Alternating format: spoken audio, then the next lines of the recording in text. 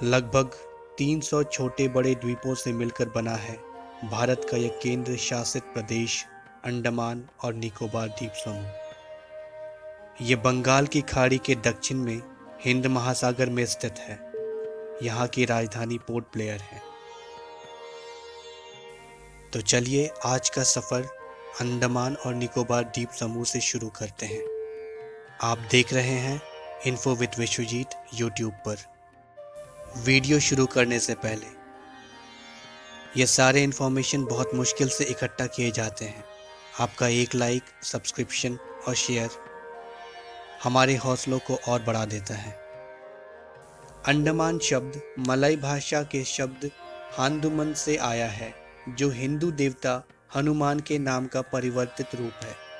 निकोबार शब्द भी इसी भाषा से लिया गया है, जिसका अर्थ होता है नग्न लोगों की भूमि। इसे गार्डन ऑफ ईडन भी कहा जाता है। ऐसा उल्लेखित है कि श्रीलंका के आसपास ही कहीं आदम का जन्म हुआ था। उष्णकटिबंधीय वर्षावन यानी ट्रॉपिकल रेन फॉरेस्ट और बंगाल की खाड़ी के कारण यहाँ पौधों, जंतुओं तथा समुद्री जीवन की विविधता और सुंदरता देखते ही बनती है। अपने किनारों पर पाम वृक्षों के साथ यहाँ का संगमरमरी सफेद तट ऐसा लगता है मानो स्वर्ग का कोई राज्य हो। जनजातीय तबलों की ताल के बीच रंग बिरंगी मछलियाँ साफ, स्वच्छ, चमकीले पानी में नृत्य करती नजर आती हैं। यहाँ के प्रमुख तट हैं कोरबिन कोव, चिराया टापू, हरमिंदर बे, राधानगर, विजयनगर, रामनगर और इसके अलावा एक समुद्री पार्क है वंडूर नेशनल पार्क। कोरबिन कोव और चिराया टापू धूप सेकने का एक सबसे सुंदर और आदर्श स्थान है। समुद्र की तेज लेकिन संगीतमय आवाज़ और चिड़ियों की चहचहाट जब कानों में घुलती है तो ऐसा लगता है जैसे दूर से हमारे ही भीतर की आत्मा हमें आवाज़ दे रही हो।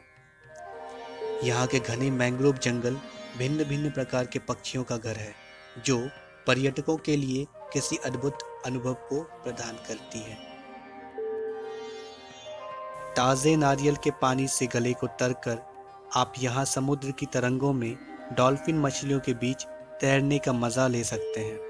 पोर्ट ब्लेयर से 100 किलोमीटर की दूरी पर हट बे में स्थित हरमिंदर बे तट, जहाँ इस अंतर्द्वीप पर नाव सेवा के जरिए ही पहुंचा जा सकता है।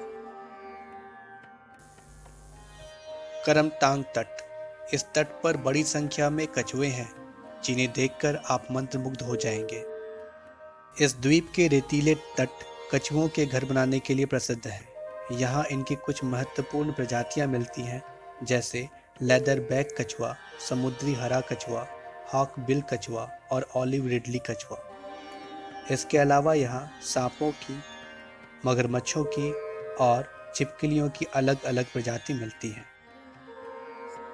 यह तट माया बंदर में स्थित है, जो अंडमान के मध्य में उत्तर दिशा से सड़क द्वारा 240 किलोमीटर की दूरी पर तथा पोर्ट ब्लेयर से नाव द्वारा 136 किलोमीटर की दूरी पर है।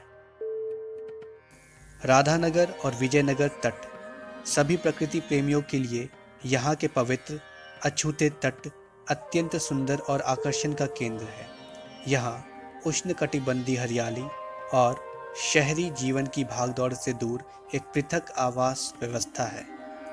यह एक आदर्श हॉलिडे स्थल है। राधानगर और विजयनगर तट हवे लोक में स्थित है। रामनगर तट। सुंदर रेत से भरा हुआ रामनगर तट आपके अशांत चित्त को शांत करने में सक्षम है। यदि छुट्टियां बिताने का सोच रहे हैं तो पहुंच जाए और फिर यहाँ के ढेर सारे और भिन्न भिन्न पक्षियों की खोज में जुट जाए।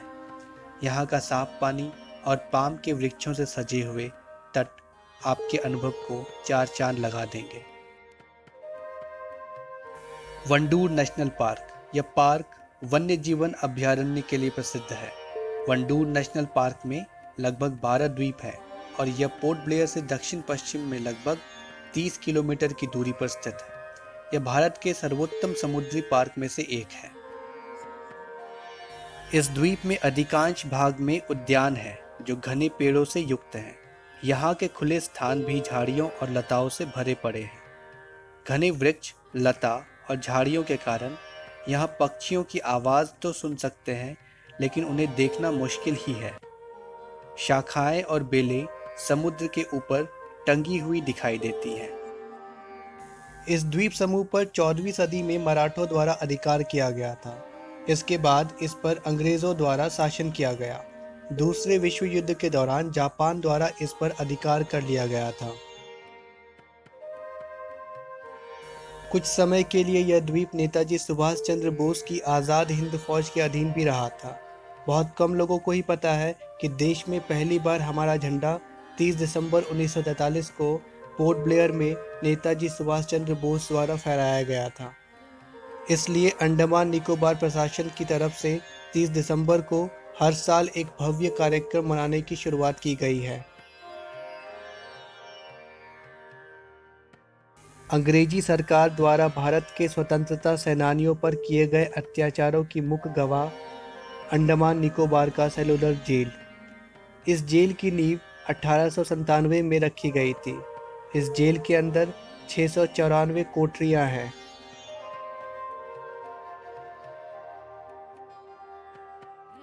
यहाँ हिंदी, अंग्रेजी के साथ स्थानीय भाषा भी बोली जाती है।